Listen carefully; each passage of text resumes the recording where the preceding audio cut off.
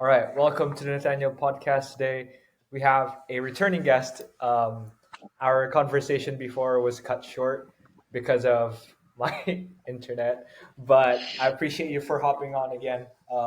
Alison, you're a 60K per month marketing agency owner who helps freelancers transition from being a freelancer to agency owner. So, welcome. Thank you so much. I'm happy to be back. Hopefully, our conversation won't get interrupted again. Yeah, that was bad because I had so many questions and we were such in a we were in a flow, but then suddenly I just disappeared. And honestly, that was like our first time meeting too, Right? Yeah. which which is You crazy because now we've known each other for what, was that 6 months ago, probably? yeah, along 6 months. Yeah, and we just met on That's X. amazing. That's crazy. So Great place to yeah, meet people. just to recap that you because we have a lot of similarities. For one, we're both college dropouts who started business online. So, Yes. um, how was that transition for you? Like before, kind of because for me right now, I'm still trying to get over that lump where people kind of see you as a student. You know what I mean? Like seeing you as a young person, and they don't really take you seriously because you are young. And but then it's like there you see you're making more, making more money than them. Sorry, but that's kind of like sometimes, you know what I mean? No, I know exactly what you're talking about. I just remember like being in college and personally feeling like, well, I didn't really feel like I was learning very much in college. I think it's just Yeah, because I wasn't very focused. And then, like, making the switch, just being like, oh my gosh, I'm out here, like, in the world now. Like, I'm a professional. Like, yeah, you got to yeah, figure it out on your own. And I personally feel like the direction that I took, and maybe you feel the same way, where it's like learning from doing yeah. has allowed me to learn so much more than I was currently learning in school. No, yeah, definitely. That is something that is has been or like is now possible because of the internet. That's why I think we became successful Lucky. because like we don't need the problem with college is that what happens is they give you like all this information where it's like you have to store it up in your brain and then apply it one time where it now is like dude, if I don't know how to, I don't know, code, right, I could just chat gpt something, or I could just like google something and then I learn in 30 minutes and now I know how to code. You know what I mean? It's crazy. Yeah, it's wild. Like also like just ChatGPT has obviously changed the world a lot. Like that was like not even remotely a thing when I was in school. So I Yeah, don't really know how college is now with that. yeah. Well, so just to go back again, you took this like very big. You were very entrepreneurial because like you didn't just decide to go to business. You moved to a whole new city, like to a city where I think you don't know anyone at that time, and then you just like did modeling and just tried to figure things out. How did that transition? Like, how was the transition for you?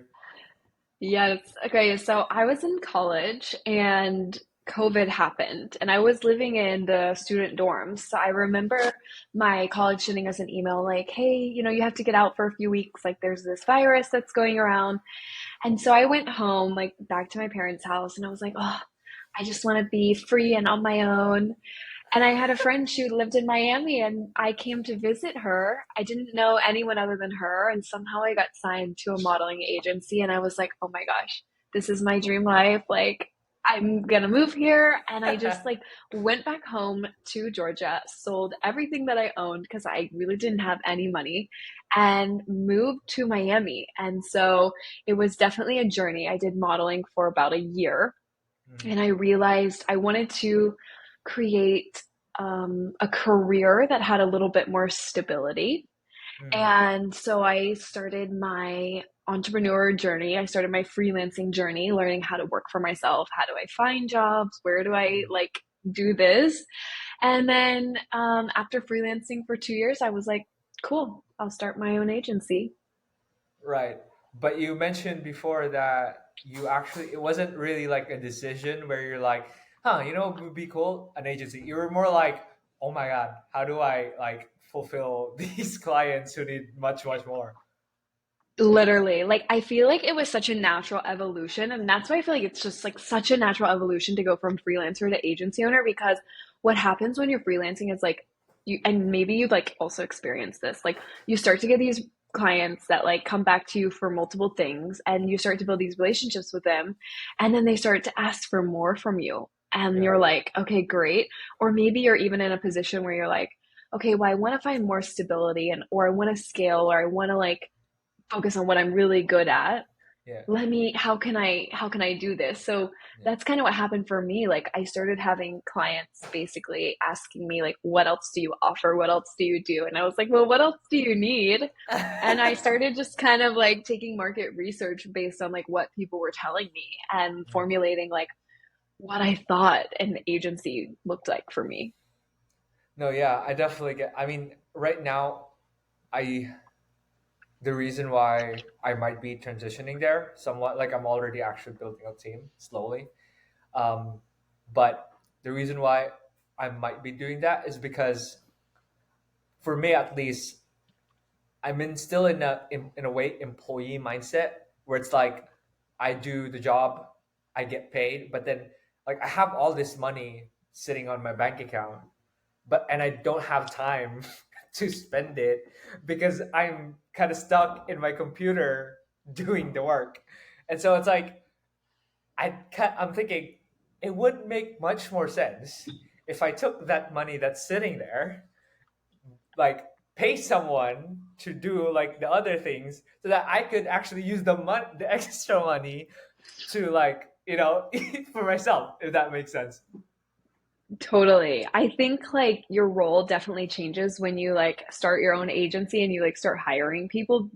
And I don't want to say that like it's less work. It's just different work. Like Yeah, yeah. you're probably maybe like taking more sales calls or like just communicating with your clients or like doing whatever, like you're doing strategy or whatever, but like for me, it's allowed me, I wouldn't say like more free time necessarily, but more time to focus on what I am actually good at and Right. outsource the things that like are not a good use of my time, but still have to be done to like Yeah, yeah. operate a business. Yeah, yeah. The more high leverage task, I would say, like sales, yeah, strategy, client experience, right? Yeah, you get to focus on like the macro things, which is valuable, but really like for me, that's more of my because dude, I work like I literally work 14 hours something or something like that. That's No, why. but no, that is okay. So it's like you go through this whole thing, and then it's like when you're starting this whole thing, like it requires some serious like legwork. Yeah. Like you have to put in a lot of hours. You have to train people. You have to fire people. Like it's a whole entire learning experience. Then it gets a whole heck of a lot easier because Right. you find a lot more balance when you have like multiple people working with you, like towards the same vision. No, yeah, definitely. That's what I learned too. Again, it's like the more I mean, I'm learning as I go. I'm not perfect. Like I don't, I'm learning a lot. Um, and yeah, as a freelancer who's slowly transitioning there, it's difficult first, but then I can see the benefits because like, dude, the repetitive stuff when you like just get it out of your brain and you give it to someone else, dude, you can begin expanding into different territories. Like you can just do so many things, which you're doing right now, I believe. You can either do different things or you can technically like take on more clients. Yeah, yeah, So yeah. like there's several different ways to scale and like also when you put yourself in a position of like doing the task that you're good at, you have like mental capacity to think about like how do I scale this thing or like what is required? How do I want to grow? Right, right, right. So just to go back a little bit, with the freelancing thing, what were your say like if you would give tips to a beginner freelancer, or let's say like you would give tips right now that you're an agency owner, you had like such great experience already.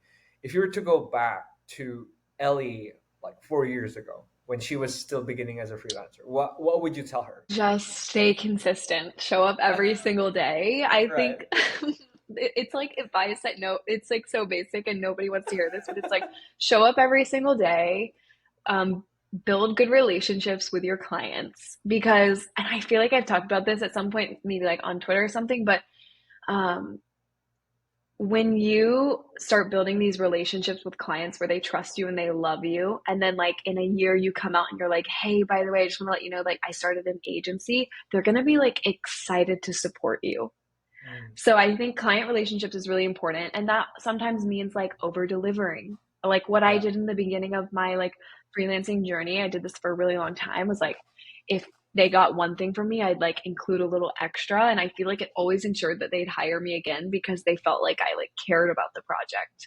Yeah. Yeah. So Yeah. over delivering, client relationships, and stay consistent. And then I think also knowing the like market price of what your service is, because Mm. this is one thing that I was completely oblivious to. And honestly, I undercharged for a really, really long time because How I much do you was charge? like nervous. No, it's like so embarrassing. So I went for probably like 6+ months charging like $30 to $50 a video. And then I finally found the courage to go $75. And then it took me still like another freaking 6 months to go to 100. And then I stayed there for like a really, really long time. So I think I just didn't realize like that there's people out here charging like 350. Yeah. Yeah. Yeah. I think though, the that benefited you a little bit. Well, of course, like financially it didn't, but it benefited you in a way that you were able to sign more clients, get more experience, get more social Yeah. proof, right? Because like that's one of the things that, as freelancers, as harsh as it sounds, you charge what you're worth, and that doesn't just mean like charge high, but also when you don't know what you're doing, you know, you Yeah, can't of charge low, course. right? And like, I think one way that I was also thinking about it was like, I always wanted a lot of demand. And Mm. so, like, how do you have a lot of demand? Well, you price your services in a way where it's like people don't have to Mm. like sit there and think about it too much. Like, they're just like, yes. And Right, so, like, I think when I got to a point where like I couldn't handle the demand as a freelancer, that's when I was like, okay, yeah, I think I need to raise my prices. And obviously, you start to get right. some no's and people that are like, no, it's too expensive, whatever. But you have the demand to support that. Mm. Hmm. Yeah. Yeah, that's but like now that you're talking about it, that's somewhat like economics, right? When the demand is low, the price is low, so that the demand would rise, and then when the demand rises, you, yeah, that's college. And it's honestly, I know, and it's like We're back to I would college. never explain it like that, but it's like you learn so much running your own business. Yeah, well, I mean that's life, I guess, not just college, right? I mean that's intuitively that's what you do. So, Hmm. now, what were the major changes when you went from freelancing to agency owners? Like, how did that? What did you notice that changed? Okay, so it wasn't like an overnight switch for me. It wasn't something that I was like, okay, I'm gonna like just only be doing this. I think one thing that what kind of like changed for me was I became extremely serious. Like I started really taking what I was doing seriously, and it turned into like, a 9 to 5, and I Mm. treated it like that, and I try to show up really professional and like, and I think that was like the biggest change that happened because yes, I was showing up every day, but I was showing up like all day, every day. And like when you're doing that, you're, communicating in the times that people are emailing you and you're like replying quick and you're able to like quickly hop on calls and then you're operating like a business at that point. And Mm. so then like making the jump or making the switch is like relatively easy because it's literally just about like selling different packages. Right. Huh. So if you're already Interesting. like treating your freelancing like a business, then it like will become one, if that makes sense. Right. No, that makes sense. That makes sense. I guess the thing is, at least now that I'm again learning more about freelancing, is like at least the high leverage task. What I see is first sales, right? Like because that's revenue, and then like sales, retention, which is client experience, was you said like relationships, relationship building with the clients, communication, and then the last thing that is like financial control. So how does your cash flow, like you manage the cash flow, and those are the three things that you kind of like focus macro, and you actually remove yourself from the delivery, like the whole writing, for example, me, ghostwriter, the whole writing process, I kind of give it to someone else already, and I focus just on these three things. Hmm. At least that's how I would say like agencies work. The thing for me is that I'm still, now this is just my pickiness, is that I still have a hard time letting go of that delivery part, just because I'm a writer first, business owner second. You know what I mean? I just Yes. I love writing so much that when I see someone else writing, I just can't help but say like there's something wrong with this, like this piece.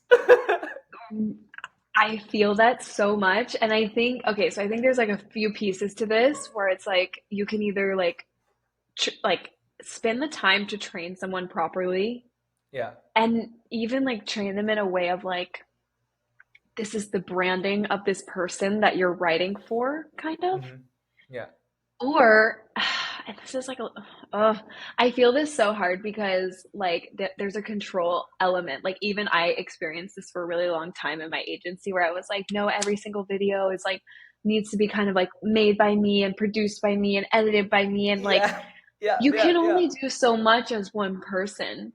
And Yeah. so you also have to, or at least one thing that I did was like accept that everyone has a little bit of a different creative vision than you. And it Right. might not be your exact creative vision, but that doesn't mean that it's like It, better or worse.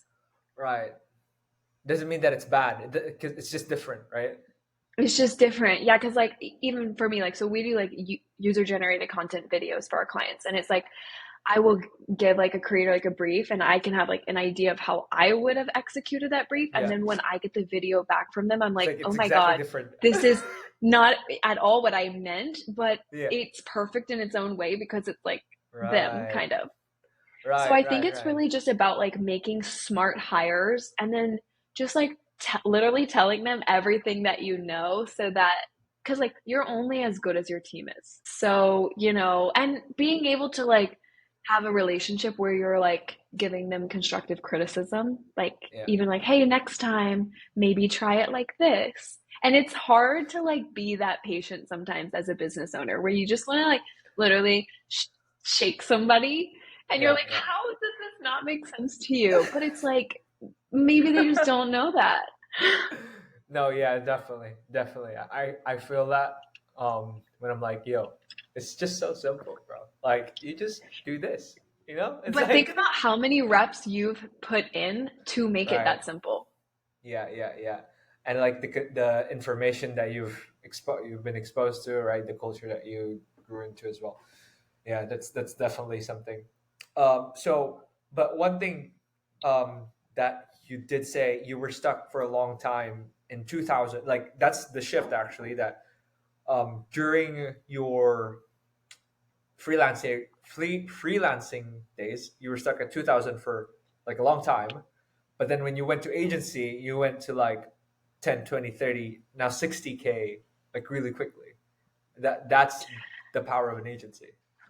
And the reason that you're able to make that jump and see those like dramatic financial changes is because, okay, let's just use my industry as an example. When you're freelancing, you're selling like one video or like one photo. And so Mm, like there's really a cap at like how much you can charge for how much value they're going to be getting for that. yeah. Or like for you, maybe you're charging like $50 per post that you're writing, Per thread, right? and so like you can't just like upcharge that to like $150 a post. Like that's way too expensive. So like the way that you get it up like that high is like you create an agency package that like offers multiple services. So like Right. we'll use you now. So you do 30 posts, let's say you do 30 posts per month. You do like some DM stuff for them. You do like some other stuff for them Yeah, and you yeah, package that up. So like technically now you are making $150 per post, yeah. but you're offering other value that like Mm. makes it so people are like wanting to say yes to that and they see the value there. No, So yeah. that's like how that works. And then like all of a sudden you're not making $100, you're making like $3,000, and that person Yeah. is also excited to be your client. Yeah, yeah. And another thing is that, at least for me, like what works for me is I don't tell you, yo, I'm gonna post for you. Like I tell you, like, this is why we need to post it. So I give you a strategy on how like this is how you X works, like this is how you get money on X. And so you become partners essentially, right? Like you become partners with your clients, and it's no longer a transactional relationship. It's like a growth partnership. That's so okay. So you just hit on something that's so important. And like that kind of also like ties back to the relationships of clients. And it's Yeah. like you want to position yourself not as like a separate agency. You want to almost like position yourself as a growth partner, as someone that like they Right. can come to with their problems. And that's why like I always like will not like follow up with my clients all the time, but like ask them like, how are you doing? Can I be doing anything better? What's going on? And I think that keeps the relationship so open where it's like if something is going wrong, they're going to be like, hey, like I'm not that happy like with your work, or like Right. maybe like we're dealing with something, and instead of like at the end of the month you like lose the client, you like know what's going on. Right. Yeah. I And wanted like, to mhm. Go ahead. Sorry, go ahead. I wanted to just back up for 1 second about what we were just talking about with like building. How do you like go from freelancing into like agency owning, and like how do you like build these packages or think of like what is valuable for your clients and like Mhm. they're ready to pay that? And like the way that I would explain this is value stacking. So like maybe your service is ghostwriting. Yeah. What can you stack on top of or underneath ghostwriting that Mhm. adds on a ton of value but doesn't take you like exponentially longer to do, or Yeah. can easily be completed by someone on your team? And Mhm. this is how you will create your agency packages, because then technically it's under the same service, but it's like almost more like of a done for you situation, but it's the Yeah. same service.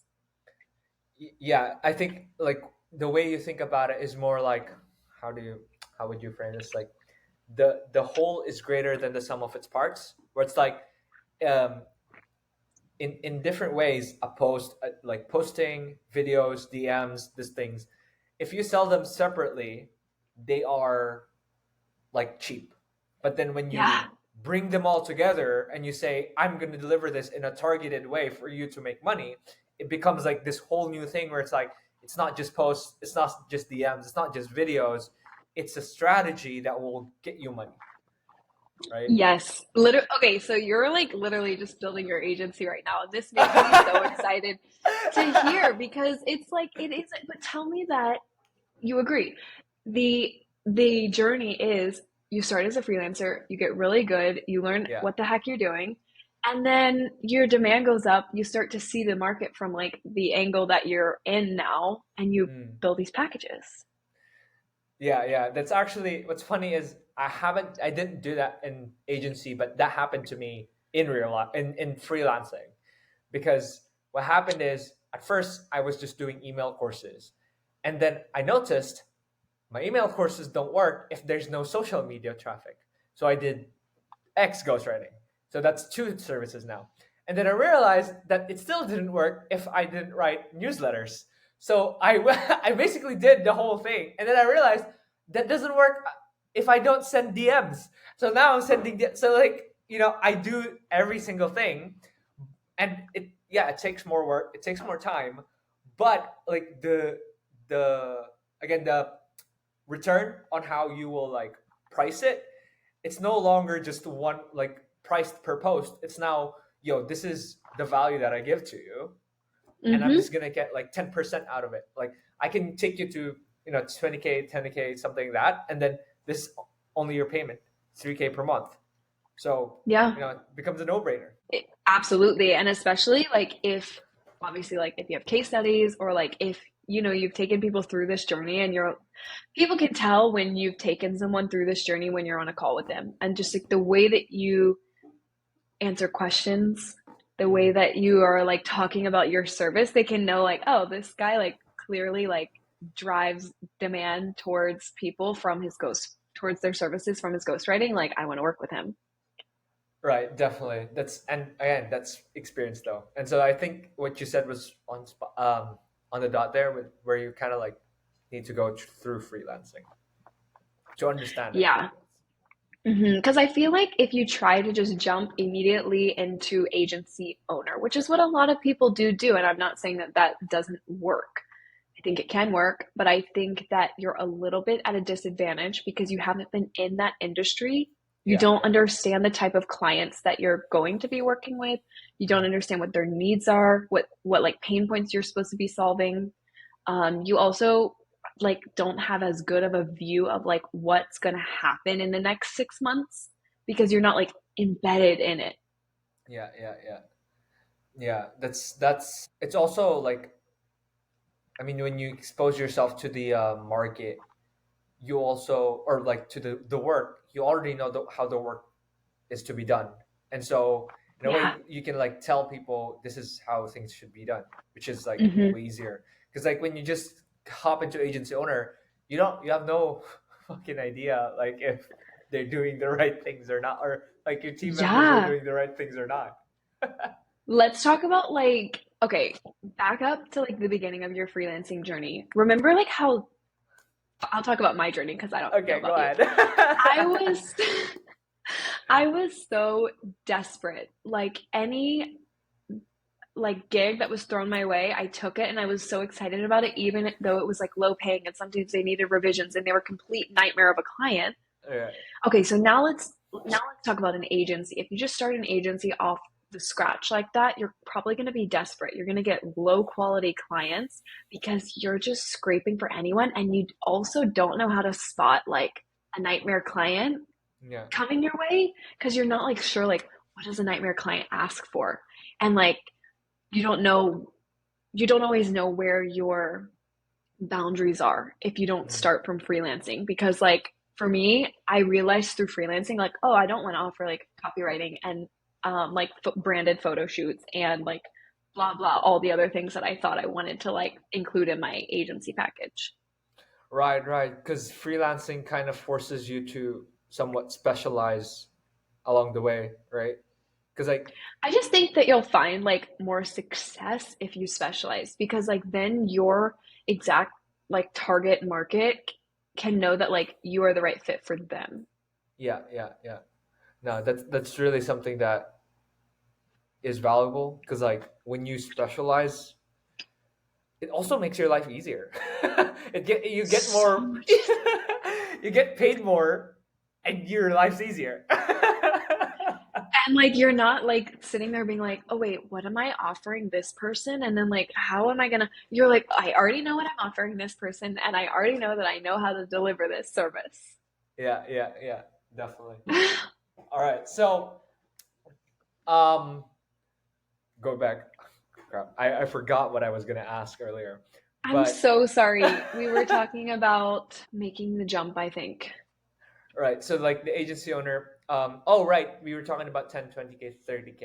How was that journey for you? Like, because you did talk about how when you made the agency, it wasn't even like it just exploded. It wasn't even like a gradual pace. It's like 10 and then 10 went to 20 next month and then 20 went to 30. Yep.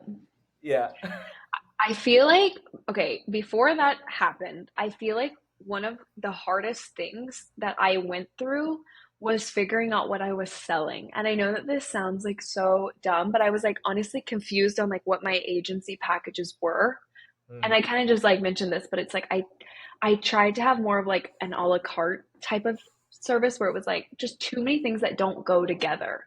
yeah. And so when I started to like dive deep and actually build packages that make sense for who I'm trying to sell to, Yeah. that's when I actually sold my first agency like package. And Mm, also gained the confidence in how to pitch my agency because like I used to pitch my agency and I was so unclear on what our services were. People would be like, "What do you do?" And I'd be like, "I don't know, I can do anything. whatever." And that's like not a good answer.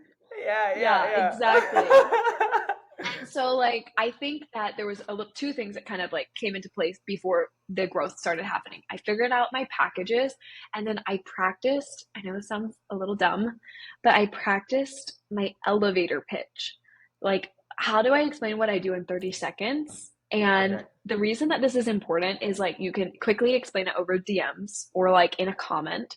You can Mm, also like quickly explain it on a call with somebody so they know like if you're the right fit for the service that they're seeking.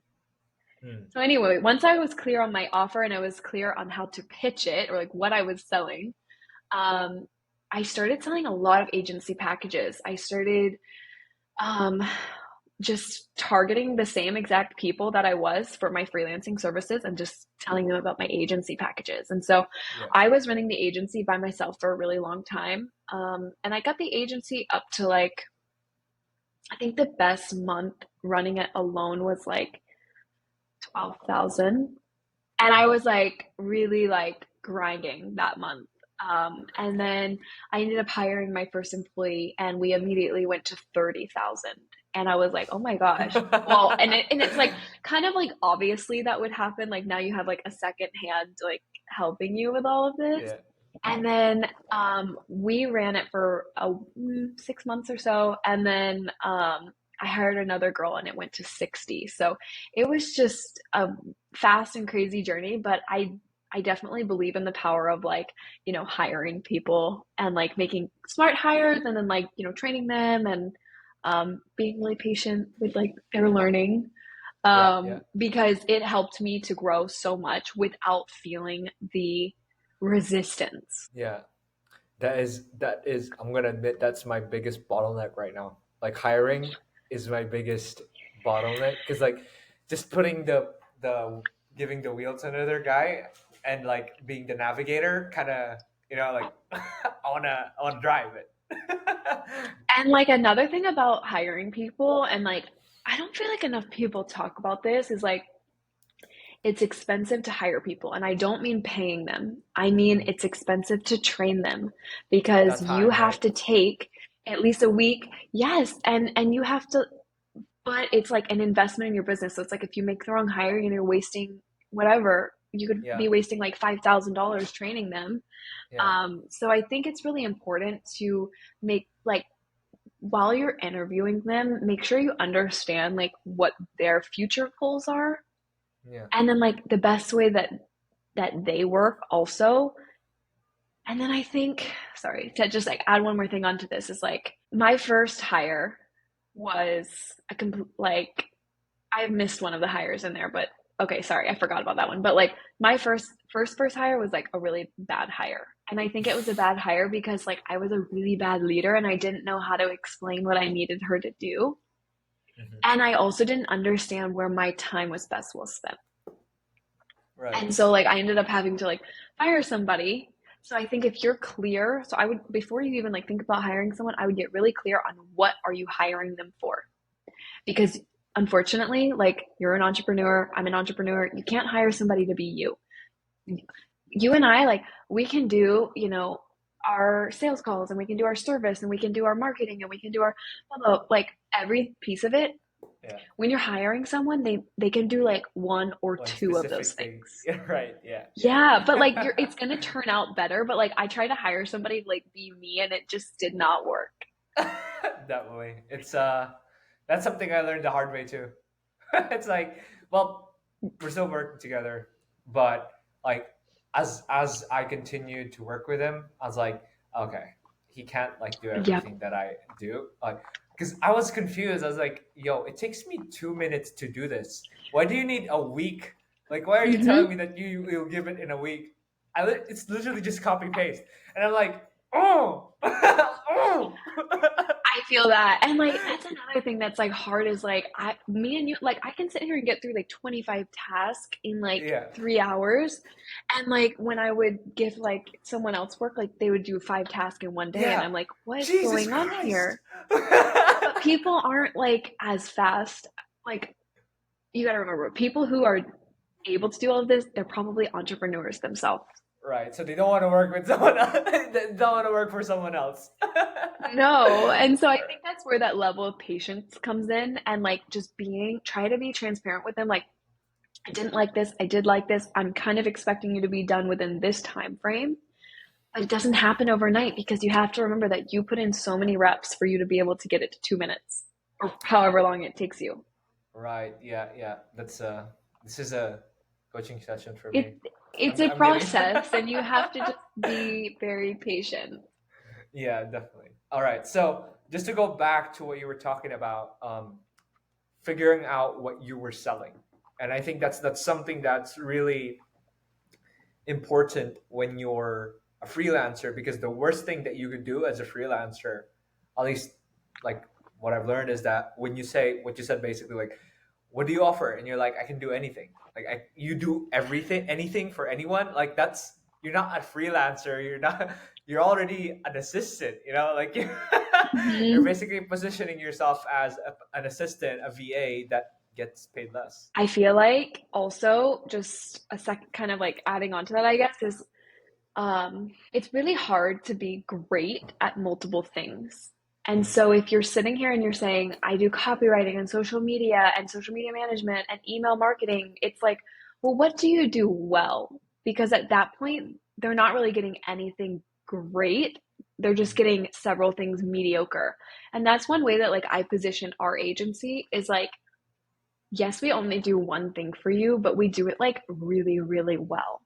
And like mm. most of the time, the high quality clients want to work with someone who's just doing it really, really well rather than like doing everything for super cheap. Right.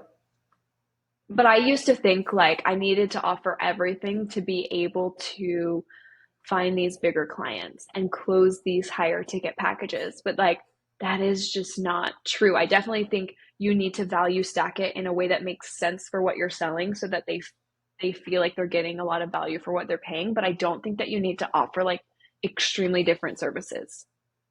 Right. No, yeah, that makes sense. Yeah, that makes sense. You have to like be specific, because you can only solve specific problems in a way. Like if you try to solve all their problems, you're basically telling them like, I'll run your business. And I don't think even like any business owner is not gonna have fun with that. If you wanted to go that route, I mean, you definitely could go that route, but if you wanted to go that route, like you would need to take on less clients at a higher rate because Yeah. it's gonna take a lot more energy to like put yourself that deep into like their business basically. Right. No, yeah. Which like is Yeah. just like a little bit harder. And then also like the issue with that is like then you're kind of competing with like these really big fish out there that like, Mm, run humongous agencies that make mm. like, I Right. don't even know how much, a lot of money. And it's hard to compete with them because they have teams of like, 1,000 people. This is too much. Right. Too much. So you want to specialize at one thing because, ultimately we're all creating our own like small businesses. Hmm. And we want to stand out. And the way to stand out is to get really niche good at one thing so that people recognize you for that. Right. So specializing is definitely something. How was your process as well? Like you said that you package things and you value stack things, right? Like how did that process come out? So specialize, and then how did you package those specializations? Oh my gosh. I think that, like, I also learned how to do all of this from trial and error and just like Right. being in the sauce of it and like being like, oh, this is not working. Let me pivot really quickly. Um, I tried many different packages. And I think what I was looking for when I was trying these different packages was what do I enjoy doing? Where am I finding resistance? What are people asking me for? And like any other information that will help me know like if this is a good package. And so for a little while there, like I was kind of offering different packages that are similar to certain people. And what I found was there was certain services that were consistently showing up in all of these packages.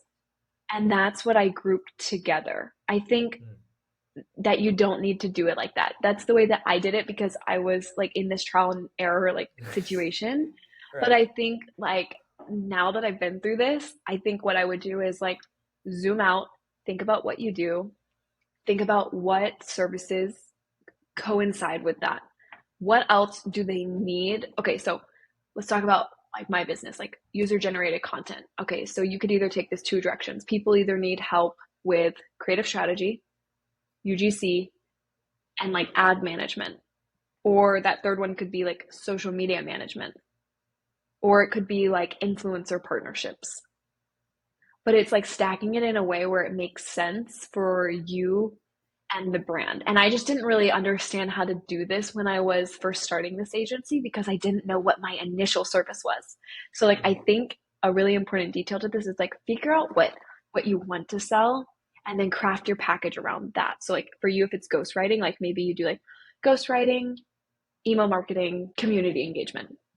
Mm. And that's like your package. And then like your package pricing could go up like based on like quantity of post, quantity of DMs, Right. quantity of emails, Yeah, yeah. or it could go up based on like consulting if you wanted to throw that in there. Like you get more consulting meetings with me if you choose a higher ticket package. Right. Because like ultimately like you also have to value your time here. Mm.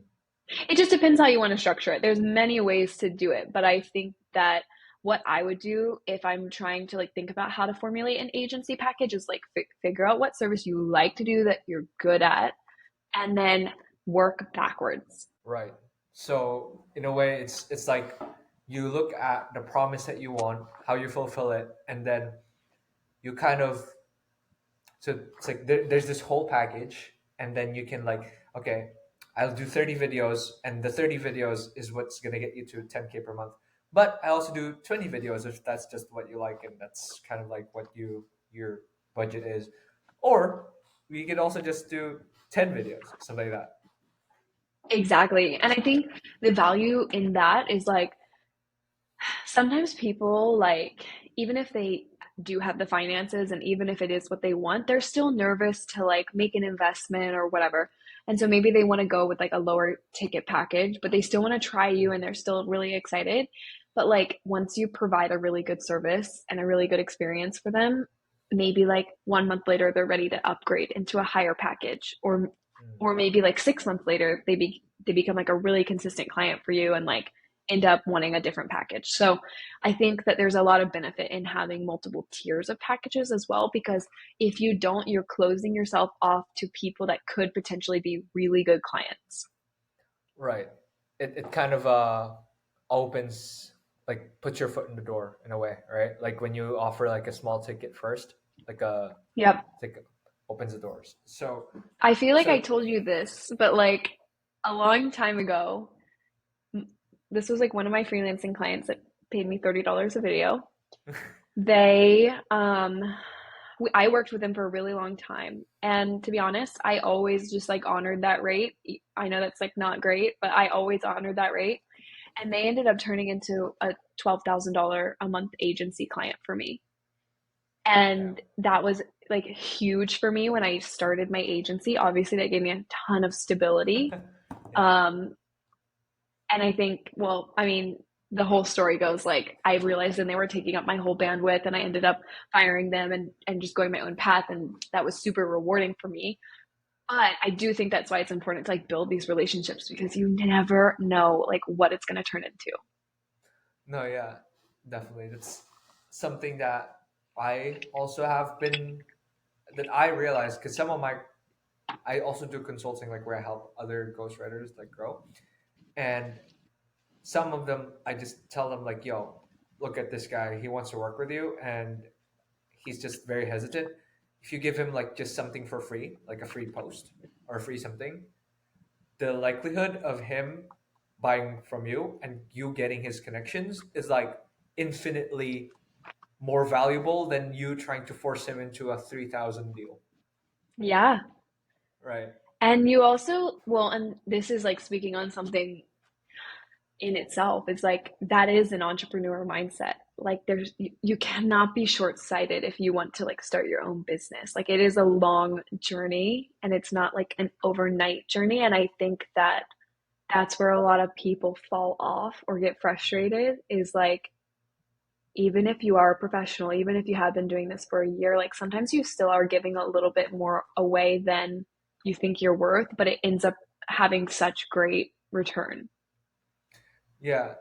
I think one thing that popped in my head just right now while you were saying that is a lot of freelancers or a lot of like entrepreneurs.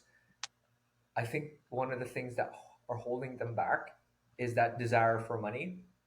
Like, of course, Yeah, like of course, I'm not gonna say, oh, don't want money. Like, I want money. Yeah, of I course. love money. I love it. When my PayPal dings, I'm like, hell yeah! Like, I have money. I don't hate it. I'm just saying that, dude, I have gotten so much value from lowering my rates, doing free work, just building connections. So the connections, investing on my skill, and just doing hard work, like those three, I just invested on those over and over again, and it's just got me so lucky. Like now I feel lucky because, dude, the Yeah. network that I've built, the skill that I have, it's just I have money now.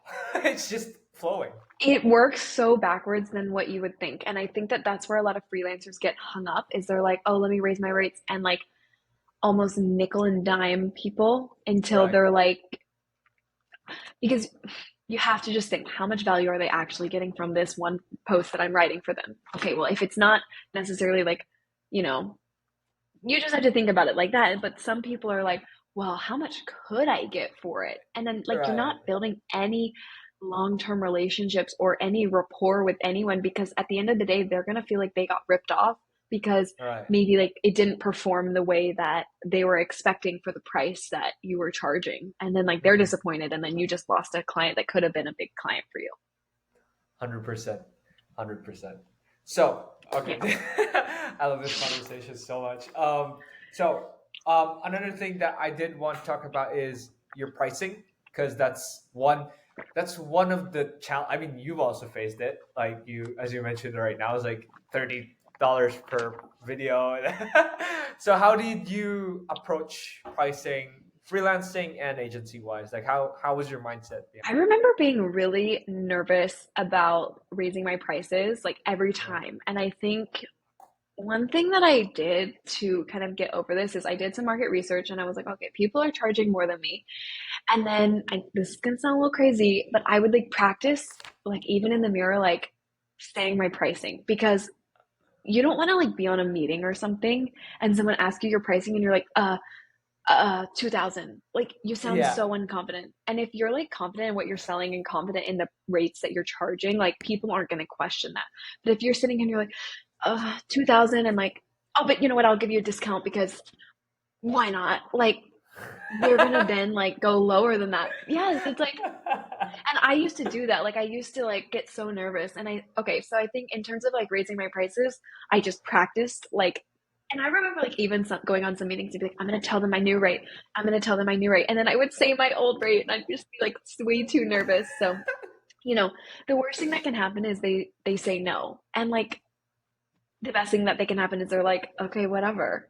And like you can always negotiate with people. So I think like just rip off the band-aid and if you feel like your um quality of work is where you should raise your prices and you have the demand and you have the experience, then just try it. Yeah, yeah. That's also so I'm not immune to that. I think no one is like only I think only a psychopath would be immune to that. But I think sane people, like normal people are just super nervous when it comes to like saying, dude, I remember the first time I dropped the price, I took a deep breath in the call, and the guy I was pitching it to like told me that, like he laughed because I'm like, you're not used to this, are you? And I'm like, yeah. This is my first time. So Did I you told him close like, him? I did, but it was just so funny because he knew that I was a beginner. He took a chance on me, and I'm really grateful for that guy. Like my first clients, I'm really grateful for because they even they, everyone knows you're a beginner. Like if you're a beginner and you sign one client, they know you're a beginner. And those few clients, I'm really grateful for them because they took a shot on you. Like they had more risk, then they had the reward because you're a beginner. You could fuck up more than you Mm-hmm. could give value, right? So, anyways, yeah, I remember like taking that deep breath, and then like $2,500, and then it's like you're new to this, are you? Like, yeah, but then But it got and better you know over what time. though? That's why you charge from the beginning of like the whole agency thing. Like, don't charge so freaking high because people are taking a chance on you, and maybe it's not going to run that smoothly. And but then Yeah, they're not like pissed off at you right, because they know like, okay, I'm getting what I pay for a little bit. hundred That's percent, awesome hundred though. percent. I love that for you. That's a funny story. Okay, so speaking of pitching, like now you practice that. Is there any? Do you have any more tips, like out of the top of your head, if you would go back? Like, what would you say to past Ellie in terms of pitching? Because like that's a big thing about about like figuring out what you offer as well, right? Because the way you deliver it is Yeah. as good as what it is. Absolutely. I think pitching is something that I actually did prioritize a lot because I understood the value in having a strong pitch and being confident on a call and like knowing what I was selling. So I would go and like edit my pitch, my written pitch, like all the time and just refine it based on like the results that I was seeing or where I felt like I could change the wording. And then like I would just practice. Okay, so like not every on a call goes the same way. People Right. ask different questions, but over time, after you do like many of them, you can see like, okay, this sounded better and more professional. Let me just like go with this. And so I think literally just like repetitions. Like I would recommend like go on as many sales calls as you can. Number Yeah, one, yeah. that builds stronger relationships with your clients, but also you're gonna like be able to pitch your services better because you're like in the moment saying it to someone. No, right. Yeah, that definitely. One thing that I did though is I actually so I would tell my girlfriend, "Yo, act like act like a business owner, and I'll pitch you my services." That's Oh my something I God, that's did, amazing. and then we would just play around like we're in the mall and we're just like waiting on a line or something, and I would just tell him, "Hey, like, what's your business? I'll pitch you," and then she would just come up with something, which I love so much. I'm grateful for that as well because she would come up like she's a lipstick like a lipstick, what's this manufacturer or something. And then how would I pitch a ghostwriting offer to him? And it allowed me to like be creative, be like, okay, this is the strategy that I'm gonna do for you, blah blah blah. And then it actually did help me become more confident because now I'm like, if I can pitch to a lipstick brand, like I can pitch to anyone, man. Dude, you're hitting something so important here, which is like, oh my gosh, that's kind of part of pitching is like being able to quickly think on your feet because a lot of times people are going to be like, oh, well, what are your ideas for your service for me? And you're like, we're on a discovery call. I didn't even know what your business was. But you just need to be able to like give them an idea. And even if the idea is horrible, like they know Right. that you're thinking and you can always be like, I can like refine this in the future, but this is just my first initial thought. They just want to know that Yeah. like you can think on your feet. But that's Yeah. such a great exercise to practice. Like, completely different industries and like give me examples of how this would work for your Yeah. industry. So No, good. yeah. That was like, what's this?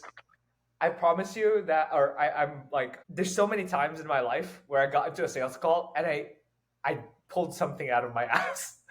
All the time. Like, I think most of the highest deal, like the biggest deals that I've made, are just deals, like are just packages that I didn't write. I just like came up with it in my brain. I'm like, and yeah, like, dude, I don't know if you've done this before, but like, let me just calculate that. Like, so at this price, something. I'm just like doodling in my notebook, and I'm just thinking of a number, and I'm like, oh yeah, this is gonna be $3,000. So would you accept like a Stripe or PayPal? Like, Amazing, literally. I always like have to like write notes while I'm like on calls and doing pitches because sometimes that happens to me too, where I like go off my packages and I'm like, oh my God, wait, what did I just offer them? Thank God I'm like yeah, taking notes right now because that's also about like just reading the room, reading the meeting, understanding like after you have a conversation with them and kind of like see if they're a good fit for your service, understanding like, okay, what price do I pitch them at so that like I'm definitely getting a yes. yeah, And you sometimes have to like adjust quickly Yeah, right. Yeah, definitely. Yeah, because That's like packages are technically just suggestions, but it will mm. help you narrow down like what your services are, what your ideal pricing is. And also positions you as an expert. Like when you say that this is my price, yes or no. But then if you like, one thing that I also have been valuing lately is I don't just sell to people. Like I'm disqualifying people now because if I don't like you as a client, like I don't. Life's too short to spend time with like clients you don't like. Unless you need money, of course. That's sometimes you gotta put food on the table, and you gotta Yep. do that. But right now, like I'm comfortable, and I'm at that position where just like I want more work. But if I'm gonna work with people who I believe in their mission. I believe in what they selling, and then I actually want them to succeed. I think that that's so important to do because if you are so busy with clients that you don't really like working with or whatever, you don't have bandwidth to take on clients that you potentially have like a great rapport with. Mm. And like you're gonna be less happy and like technically like you can kind of like eventually become specialized in like the specific target audience that like you're trying to sell to and technically charge more because you're like an expert in the field. Yeah. So it And kind of I just mean, works together great. yeah, I mean, it's also like, what's this? You kind of, it becomes a job again, right? Like if you work with someone who you don't like working with, I mean, the point of doing entrepreneurship is that you find freedom. And then when you like Yep. work with clients you don't want to work with, it's like, it's just another 9 to 5. It's like you go Hmm. commute in a way. I think there's, yeah, no, I feel you so hard. And I think that like it happens. And sometimes you think that you're going to like working with someone and then maybe you end up not really liking it. And I think just get out of it as fast as possible in the most professional way that you can. Right. Like Yeah. maybe that even means like deliver your service and then just tell them that, unfortunately, like you've decided to change career paths or something because like, or just a different direction or something. But like, I always try to get out of things very politely because I never want to have like a bad, someone to have a bad experience with my agency. It's a great mindset. And again, it's like you gotta take care of your brand, right? You gotta take care of your. In the end, you gotta take care of your business. Of course, clients are important, but you know you won't be able to serve anyone if you have your brand has like a bad connotation with it. Yep, absolutely. And you also can't, pour from an empty cup. 100%.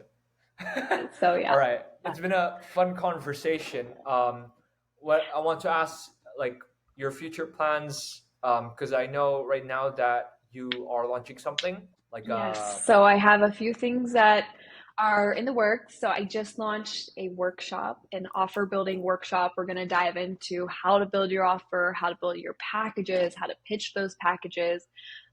It's basically like what we were touching on a lot in this conversation. I yeah. also just launched a school community. We do community calls every week where you can come with your questions about freelancing, how to make the switch to agency owner, how to build your packages. It's like a free for all kind of call. You Mm. can ask whatever you want. You can also follow me on Twitter. Um, and I think that's it. Right, and I also think you're starting to build on YouTube, right? I am, yes, Yeah. just trying to show up on social media. So I post on YouTube about, agency tips that I've learned along the way, mindset, growth tips, as well as just like how to be a better freelancer. Because like we were talking about this whole conversation, it really is a journey from like freelancer to agency owner. So it kind of takes you through the whole journey. Awesome, awesome. So with that in mind, I ask my guest this one final question where if I could have asked one question during this podcast, what would it have Oh, been I hate and this how would you question. answer it? I didn't get to ask you this question last time because it was, it got cut so many times. I feel like I always get stuck at this because, well, and you're such a good interview. Like I feel like we just have such a natural conversation. So I don't have the question. Maybe um Oh, your dog. you have a question. Just share the dog. Is Elo there? No. Yes. Let's just do that. I just woke her up. Oh, hello. Good morning, Hi. Good morning. everyone. Introducing. Hello. My mama is an agency owner. Yeah, I have a good life as a dog. She's mad. She's very mad. Her name's Elo. Elo, All right. Elo, 5 months old. Say Thank you so much and happy Friday. All right. So, people can find you, Ellison Scar. Thanks for hopping in, and I hope you have a great day. thank you. Bye.